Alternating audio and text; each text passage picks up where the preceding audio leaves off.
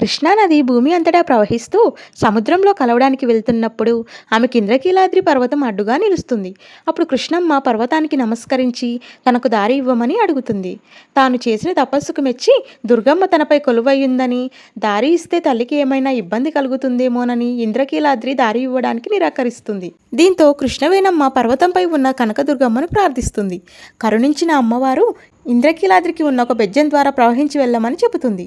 అదే సమయంలో దుర్గమ్మ నవ్వుతూ కృష్ణవేణమ్మ ముక్కుపుడక చాలా బాగుందని, దానిని తనకి అరువుగా ఇవ్వమని అడుగుతుంది.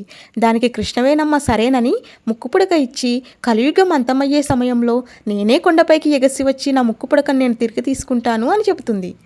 ఆ తర్వాత కృష్ణవేణమ్మ ఆ బెజ్జం ద్వారా ప్రవహించి సముద్రంలో కలుస్తుంది.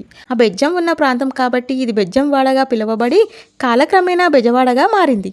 ఎప్పుడైతే కృష్ణానది నీళ్లు అమ్మవారి ముక్కుపుడకను తాకుతాయో అప్పుడు కలియుగం అంతమై లోకంలో ప్రళయం వస్తుందని నమ్ముతారు.